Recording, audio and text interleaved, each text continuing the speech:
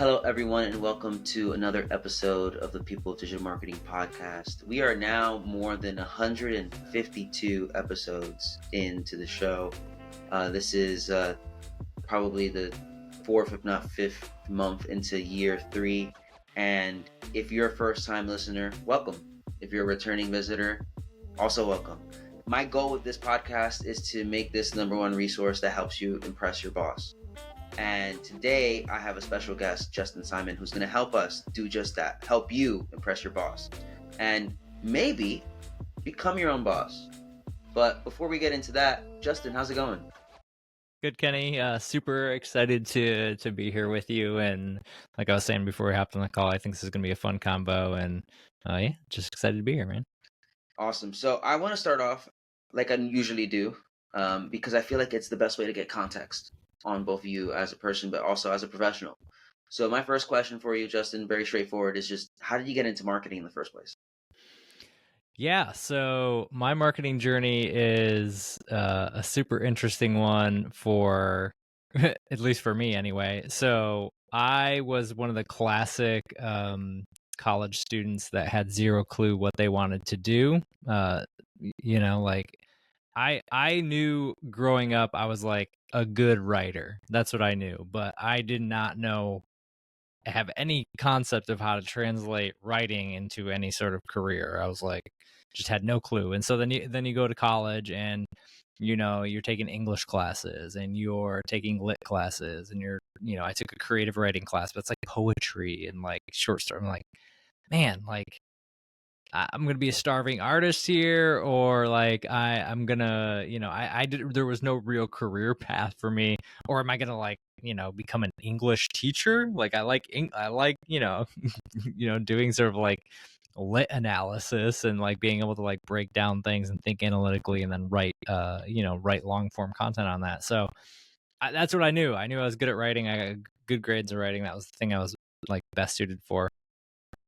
But I had zero clue what I was going to do with that. So I classic, like jumped majors and did a bunch of different stuff. And then I finally landed on like like the most basic of basic degrees, which is like a communications degree, right? Like, it's so broad. I can do whatever I want. I can get a bachelor's. It's broad enough. It doesn't, niche me down to anything too bad. And then I can figure it out from there was basically the plan. And then how I got into marketing, I'll wrap this up so it's not too long of a diatribe, but I ended up getting an internship at a tech company. This was, 12-ish years ago. So it was before like remote work was a thing. So like thankfully I had a tech company that was close, software company.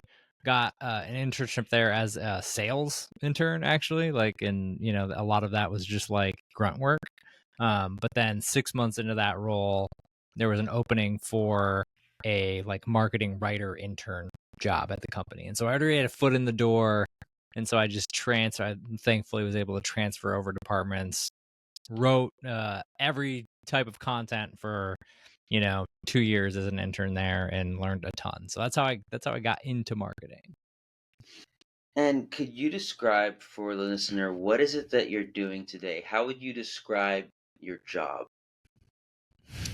My job today is a mix of consulting and advising and some execution for clients, mainly in the like distribution side of content marketing. So I used to run full-on content teams and had been an independent sort of contributor and IC for years and years and years before I even ran content teams. So now I'm kind of taking that decade plus of knowledge and implementing it for companies.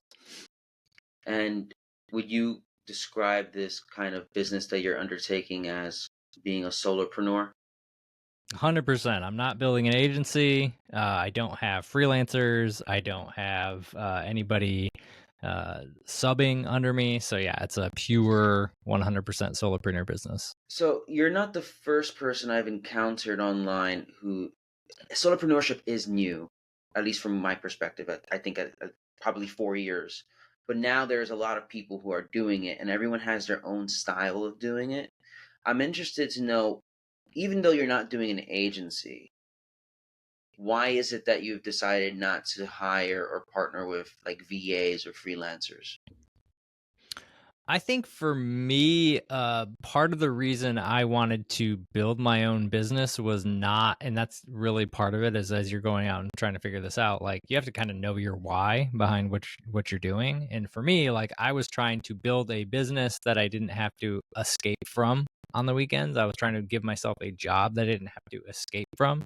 I was trying to build my business as an extension of my overall life, and that's how that fits in with my wife and my kids and my hobbies and everything. I wanted to build a business that I enjoyed doing a decade for. And again, it's going to be totally different, 5-10 years from now than it is today. But like that is at the end of the day what I was trying to build for now. And who knows what will happen? Maybe in years from now, I'll shift and rethink what I'm doing. But for right now, it was the freedom, the flexibility to be able to kind of just build how I wanted to build and get my feet under me. I didn't want to try to do too much at once. And so it didn't make sense to try to like instantly scale anything out the gates or try to build this big old thing where I'm trying to manage a million projects and do all this, because I've got to execute for my clients and then I've got to execute on the business as well. So I've got to try to balance both of those things at once.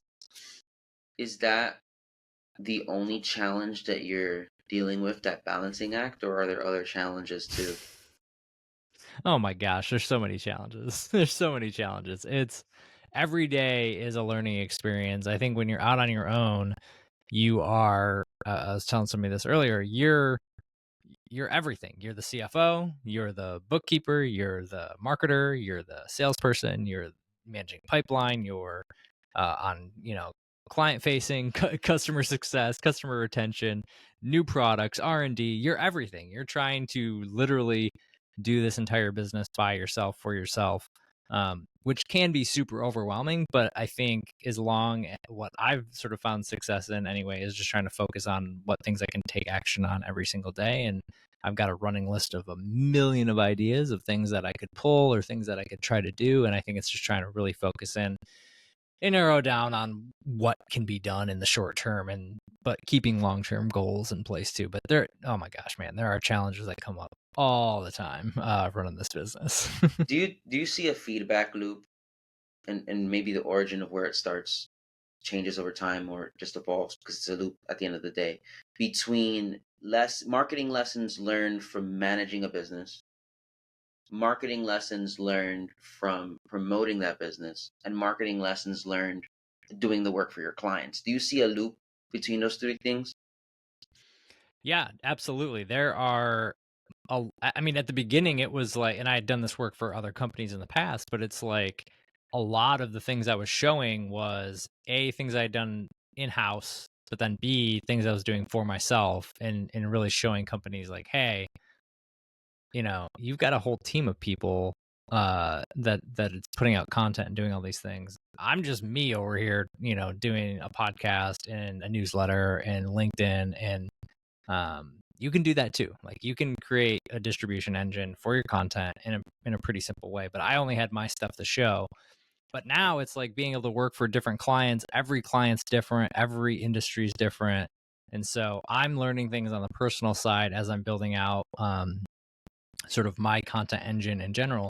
And some of those things do cross over. Some of them don't, because again, every business is different. Every business has their own sort of intricacies and, politics, and it all depends on what the business is like. But I think in general, like being able to go from one company to the next, to mine, to another, and be able to, like you said, use that as a feedback loop for what's next. It also helps bring in other clients who might have those same problems and say, hey, look, we were able to solve this problem for this last company, and here's how I can help you do that as well.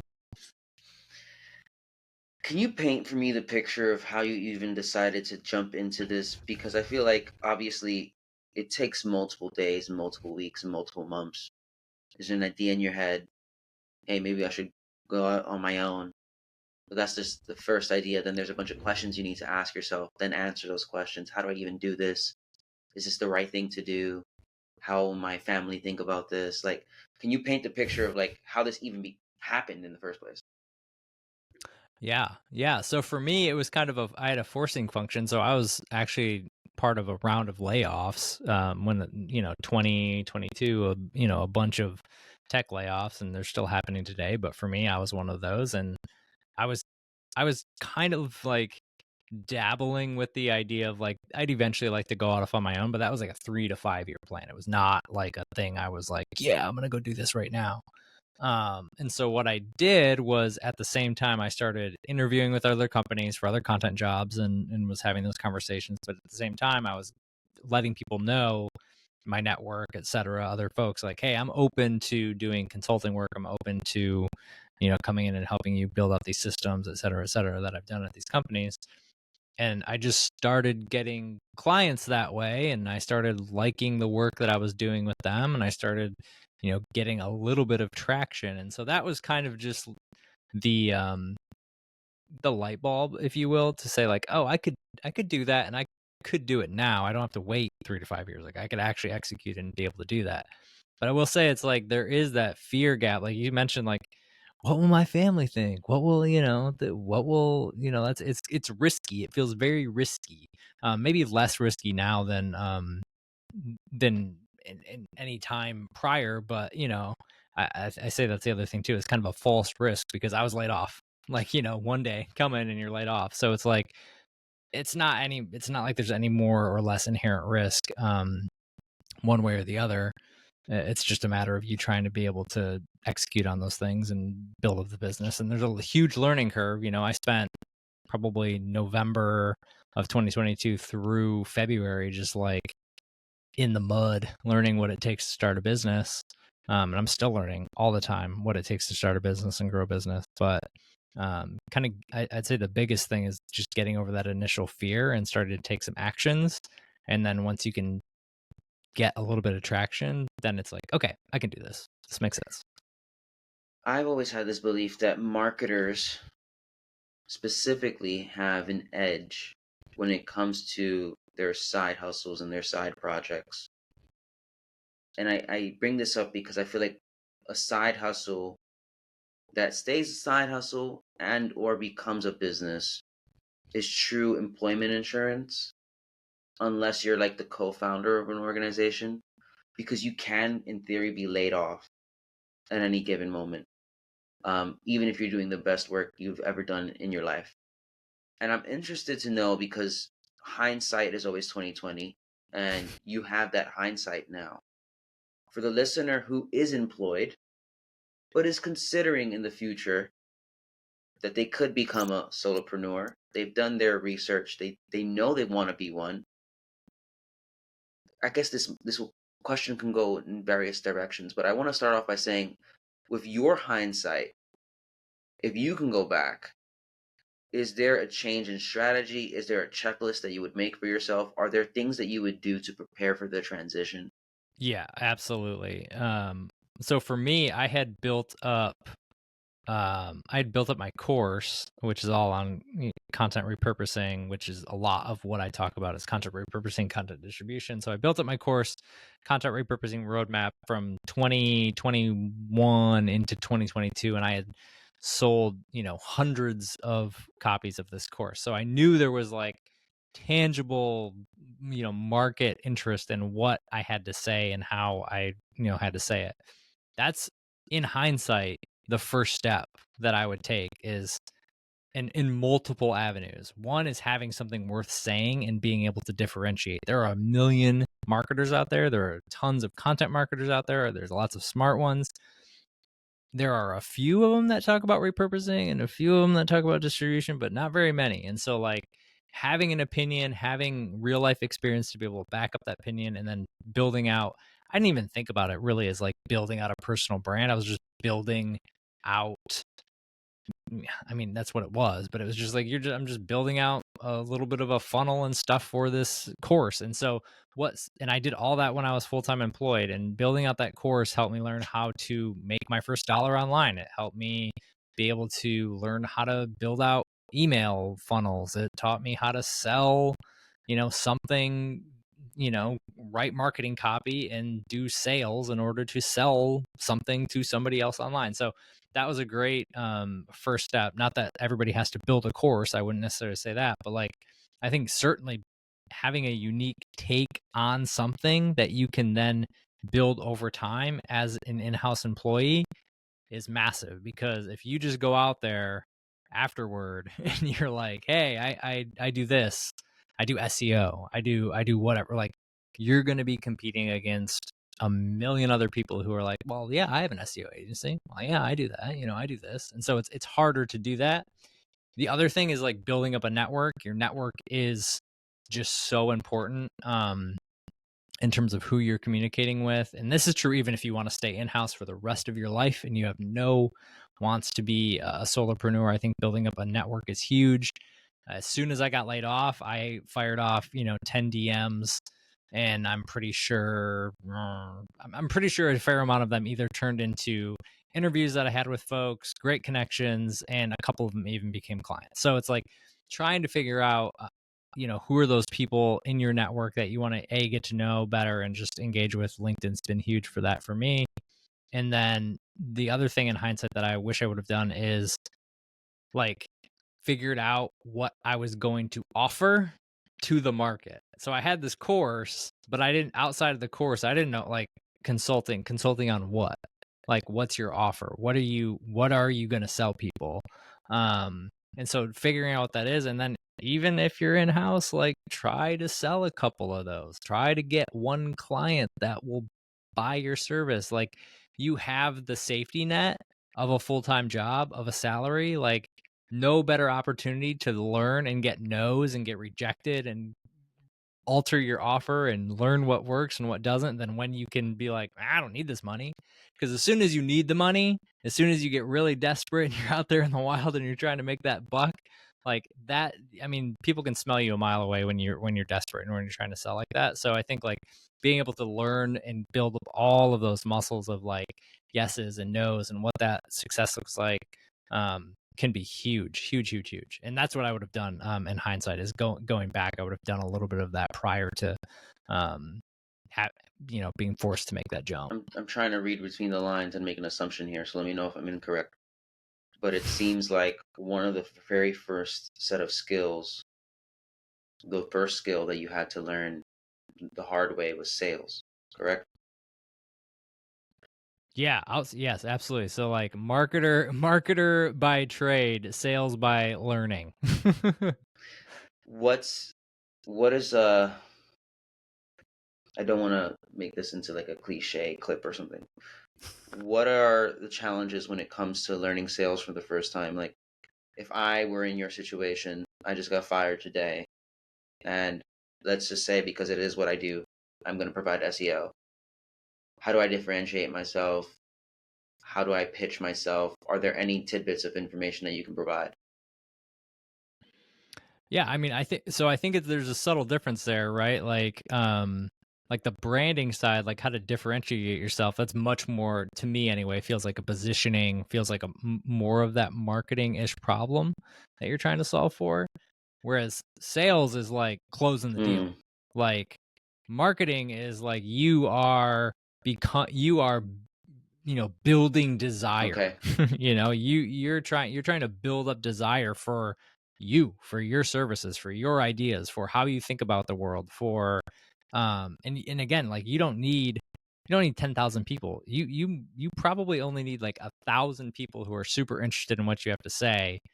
And then, I mean, the math, I'm not the first person to do this math, but the math just, very quickly adds up. If you get, 5 clients paying $2,000 a month, okay, you're at 10K a month. Like the math adds up pretty quickly. And again, 5 out of 1,000, can you get 5 people out of like 1,000 to want to buy your offer and try to, do that. So I think that's maybe the subtle difference is like, branding and marketing and building yourself up as being seen as an authority is one side of it. And then and that's really how you can drive sort of that inbound and not having to do things like cold emails or cold DMs or just reaching out that way, but like trying to build a group of folks who, I like how this person talks.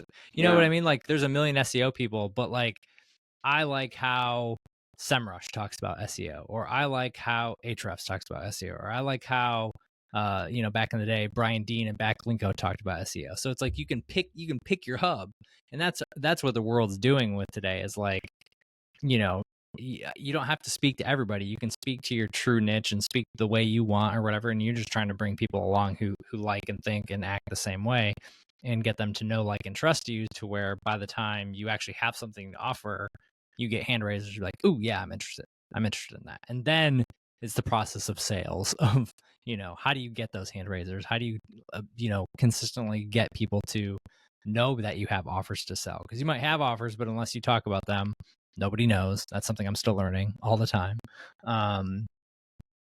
Because we just think people know, like, hey, this is what I do every day. Don't you know I do this every day? And so it's like, no, you have to tell people. So yeah, that's a long-winded answer. And part of having an offer is making sure that it solves a problem.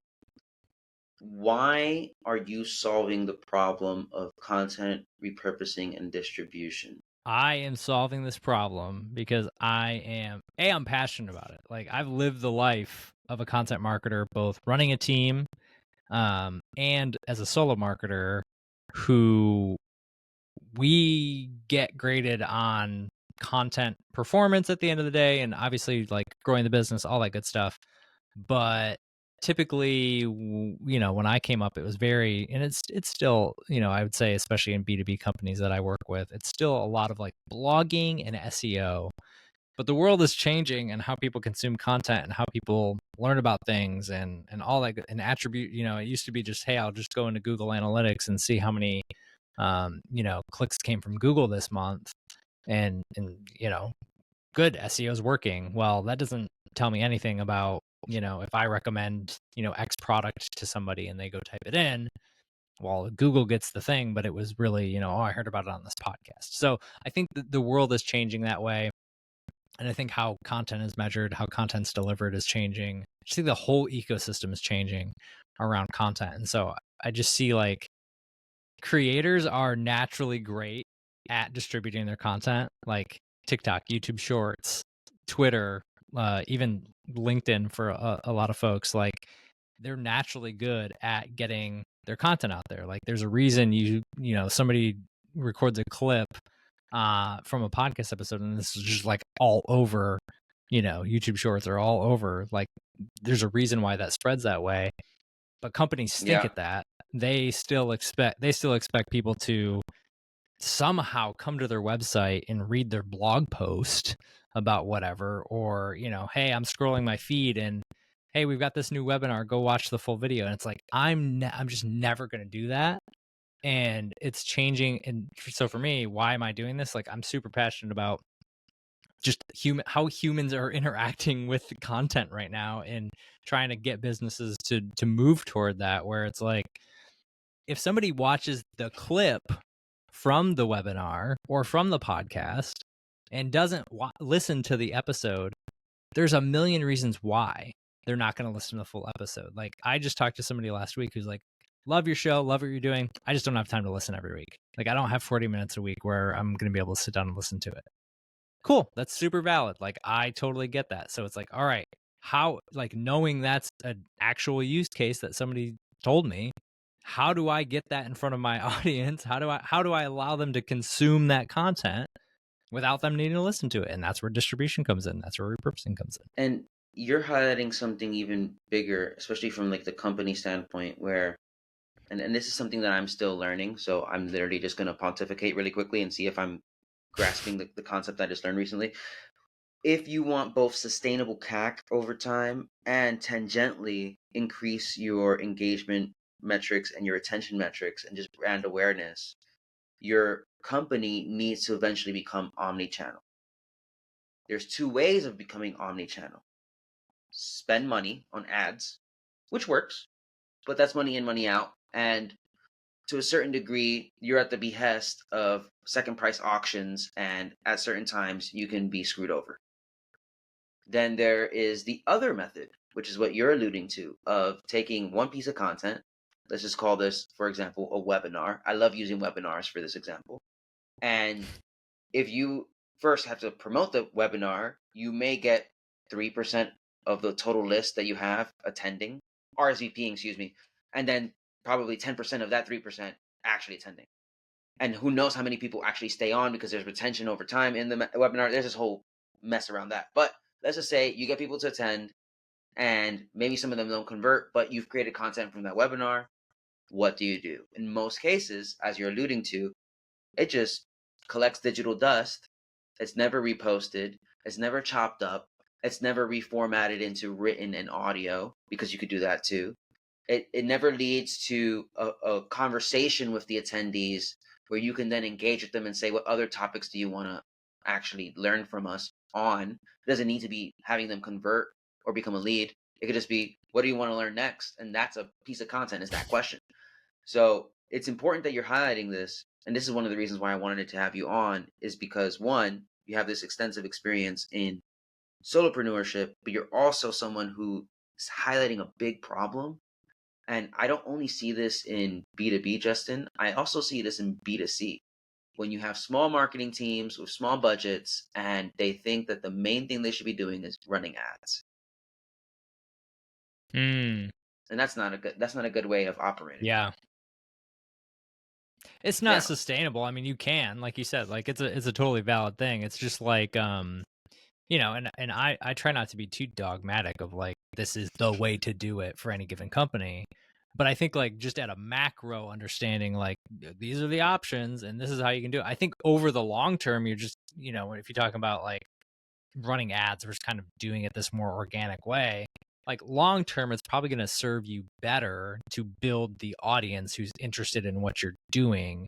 So that way, when you bring out new products, new offerings, new services, you've already built that goodwill with them. You're not having to now like dump a whole bunch more money back into ads and doing that. So I don't think it's like not, I wouldn't tell anybody don't run ads, but I would at the same time say like, you know, in tandem, try to build that up on the back end too. Diversify your marketing assets as if you would if you were an investor. Yep. And this leads me into talking about the actual tactics around content repurposing, because I've seen you do this just with your podcast alone and how you distribute it on LinkedIn, but you also have a newsletter, right?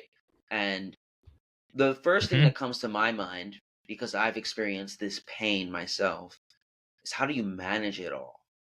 Or what tools are you using? Is there like a structure for your documents? Because I feel like this is a great way for you to plug your course as well, because this is where you're teaching. So like from a tactical standpoint, let's just even take this podcast itself as an example.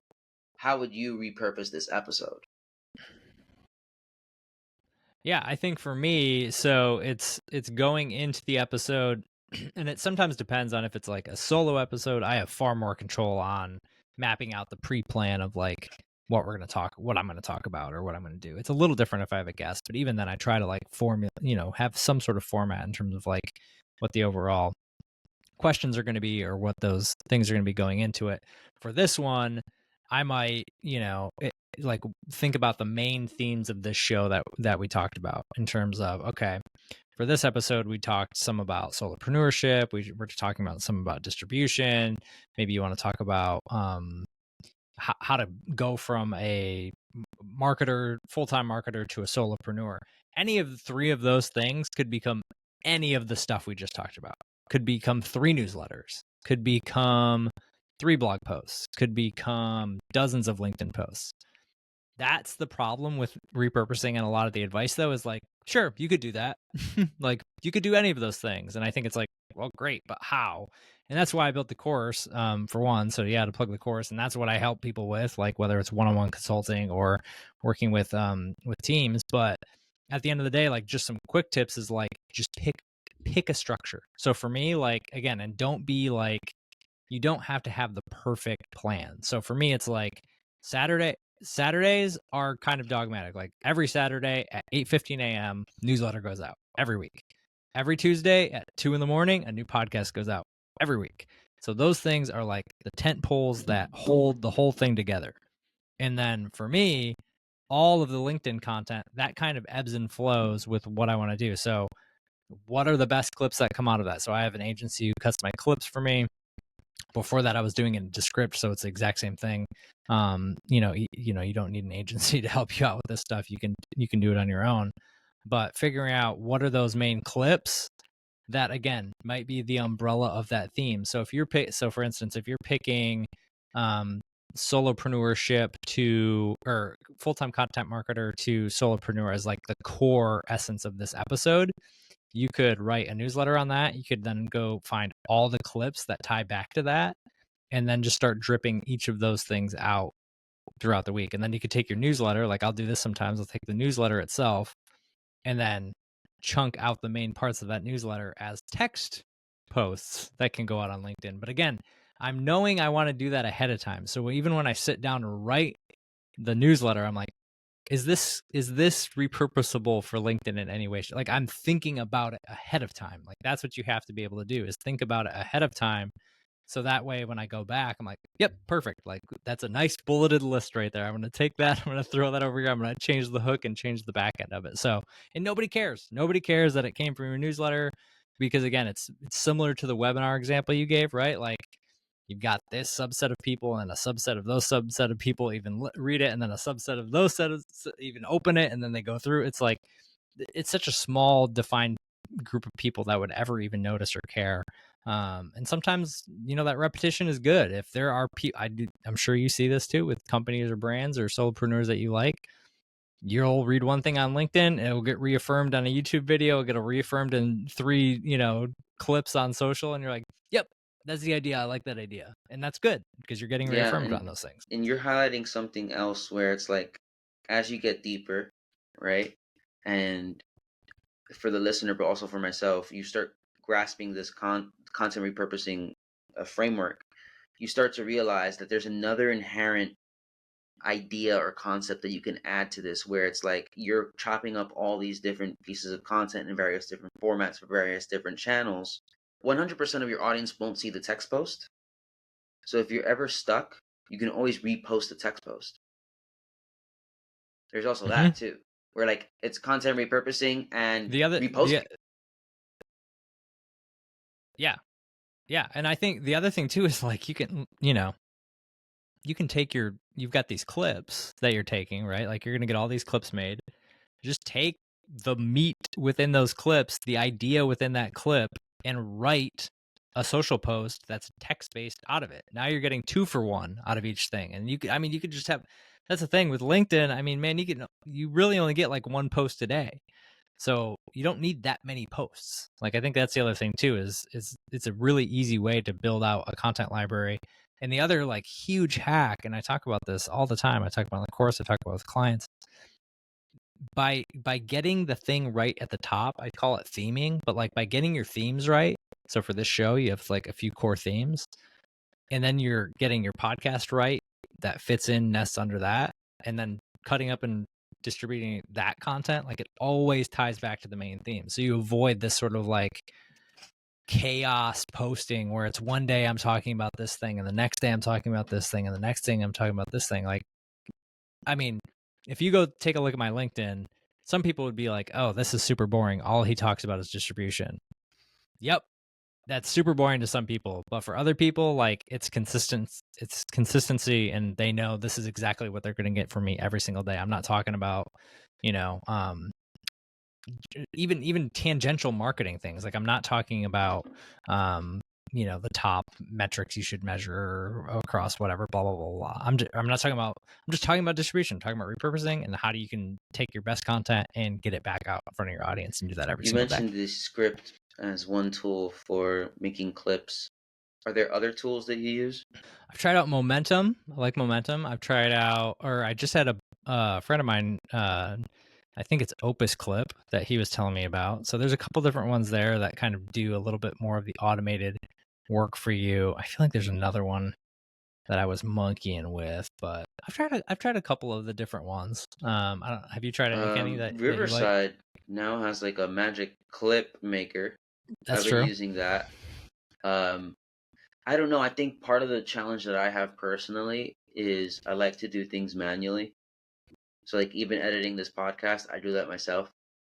And I think that's what slows me down, which is why I asked about the tools that you use, because I am feeling the need to start using them more.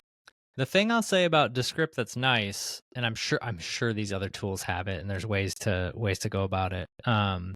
but they do have like some templates and templating in there now that makes it a little bit faster to be able to, get a style, get, all your assets in there, and then just kind of rinse and repeat those clips over and Justin, over. I have two more questions for you. Going back to your experience as a people manager, I've always been interested in knowing what impresses a manager, what makes someone stand out in a manager's eyes so that they can position themselves for promotion. Yeah, man. For me, it's all about being a self-starter for one. So you're taking initiative and you are coming to me with solutions to problems that I don't even know about yet. So you are taking the initiative to understand where the market's heading in your spot. So if you are an SEO writer, you're coming to me with like where we need to be at now because this is what's happening in the market. If you're a video person, you're coming to me with this is the styles we need to be trying. This is, how we need to distribute this content. This is, the type of format we need to do. This is you're the expert.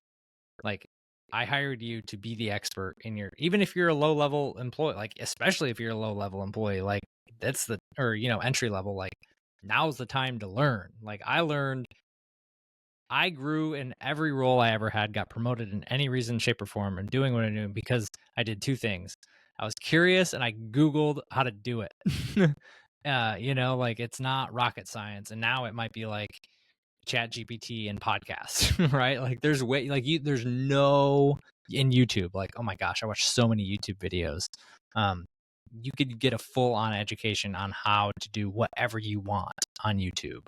And so you just have to take the initiative and be able to do it. So I think being able to do those things and then being willing to test them out, learn, bring those things up, have that communication back with your boss or your, I don't want to be called a boss, but with your leader, your manager, things like that. So, but that is what I wanted somebody who was curious, who was hungry, who was a self-starter and who figured stuff out before I had to go figure it out. The worst was like me constantly having to be like, this is what you should be focused on. This is where, like, what about this trend? Have you found? And they're like, oh, I don't know. I've never even heard of that. And it's just like, okay, well, so yeah, that's what I'm looking for. To add to that, before asking my last question, on the curiosity part, if the listener wants to know, okay, so where do I direct my curiosity? What do I Google? Don't just Google tactics. Don't just Google industry news. The biggest thing that's helped me keep my job after 3 rounds of layoffs is I'm constantly learning about strategy. Business strategy, not marketing strategy. I'm trying to figure out what are the things that an investor is looking at to do their due diligence on a business. I didn't even know what due diligence was last year. But when you start thinking about business strategy from a macro standpoint, you see how marketing fits in. Then you see how your role fits in. Then you see what your role needs to do before you get delegated the task, which is what you're alluding to, Justin. Can you provide the tasks to your manager before they provide them to you? Yeah, and just like ask your boss what they care about. Like, it sounds so obvious, but because I think you're right, Kenny. Like, have that sort of generalized idea because I do think it's all of those things boil up, right? Like even like content marketing, like distribution is kind of like a subset of content marketing, which is a marketing business. Like it all kind of fills itself up at the end of the day. But understanding like, hey boss man, hey boss woman, like what is keeping you up at night right now? Like what are the things that that we as a team, and that's how you can, right? Like we as a team, like as a marketing team, like what do we need to be doing? Like what are so for my role, what do you think that looks like? Like what are the things that, and again, you don't have to have it figured out. It's not like you have to like come in and know everything or like, but again, it's that curiosity. It's like, so what do we need to do better at? Oh, okay, we're struggling with this and this and this. Okay. Like, and so now it's like getting your head thinking about how you can help do that. And it's not always going to be a one-to-one, right? Like I like a really quick example is like, I used to run a social media was under the content team. when I ran it. It's like really hard to like, we're going to raise, you know, X, Y, and Z revenue. Well, it's really, really hard to like do those direct calls into like social media. Like, how do I get somebody from Twitter to like convert, or how to LinkedIn to convert? It's like, that's not exactly the goal, but it's like you can get a few layers down from that and be able to see like, okay, this is how you're supporting that overall goal. And be able to do that. There was a past podcast guest, Mike Grinberg, who is an agency owner, Proofpoint Marketing. I'll mention his episode in the show notes, but he said something that highlighted during our interview the need for constant education, especially when you're an entry-level marketer. Most entry-level marketers don't get direct exposure to strategy from doing their job. I didn't learn strategy until I spent more than $3,000 on courses. I spent money on Reforge. I spent money on Dave Gerhardt's Business Accelerator course, a whole bunch of PDFs that taught me copywriting. And I've learned more from those assets, because that's what they are, than actually doing my job for 8 years. And it's because of those assets that I feel like I've skipped maybe 4 years of me doing hard work, waiting for a promotion, then learning on the job, making mistakes, potentially being fired or depromoted if I'm lucky, right? So I feel like all of this is to say, yes, you need to be in a position where you are letting your boss know, here's what I think we should do and why. But in order to get there, you need to expose yourself to strategy. And the best way to do that, you got to take some money on the side and invest in your education. College is not enough. Work experience is not enough. Now, with all this being said, Justin, we've talked about content marketing. We've talked about career advice. We talked about solopreneurship. I have one last question for you, and it's hypothetical. If you had access to a time machine and can go back into the past about 10 years, knowing everything you know today, how would you specifically accelerate, speed up your career? I think for me, the biggest thing would be to eliminate fear from the equation. Because I think a lot of times, even in small instances, fear holds you back from accelerating. I think it's the fear of the unknown, right? What will my boss say if I try this? What will happen if I do Y? If I'm in this meeting and everybody's trying to get us to do, go in this direction, but I don't think it's the right direction. Like, how do you, like, fear can really hold people back. And it definitely held me back in my career in a lot of ways. I was able to accelerate quickly and be able to do things, but I think just fear in general of the unknown, of trying things, of even doing things on the side, for years, of like, I really want to try that, but like, I don't know if I should. Like, I tell myself this every day, running my own thing now, is like, you know what, that fear, like, that's not going to go away. You just have to like start taking some action. And as soon as you take action, make a little traction on it, that fear will start to wane, and it's not going to be as prominent. So, I mean, that's what I would tell myself. Like, fear, it's not going to go anywhere. There are always new fears that come up. I'm sure the most successful business people in the world still have fears, even though they're, millionaires, billionaires, etc. They still have like questions, and so I think when you can understand that like, hey, it's not going to magically go away one day. You can start to grapple with it and make positives. Justin, thank you for your time today. If anyone wanted to say hello, where can they go? Oh, you can hit me up on LinkedIn. I'm there all the time. Or you can hang out over in my newsletter. I respond to all that stuff. So they can go to justinsimon.co and sign up there, and you basically get full access to my inbox at that point if you sign up. If anyone is interested in investing in their education, I will get a link from Justin for his course, put it in the show notes, and then you can learn more about content repurposing. Again, Justin, thank you for your time today, and thank you to you, the listener, for being on another episode of the People Digital Marketing Podcast. If you are new or returning, there is a gentleman's agreement. I'm taking this from My First Million, where essentially this podcast is free, but I have 3 favors to ask of you if you've gotten this far. Number 1, please subscribe to this podcast if you haven't done so already. Number 2, please rate this podcast. I accept all forms of feedback, but hopefully the feedback you provide is positive. And number 3, the best way for all of us to learn as marketers is together. So if you like this episode, please share it with a coworker. And as always, I hope everyone has a great day.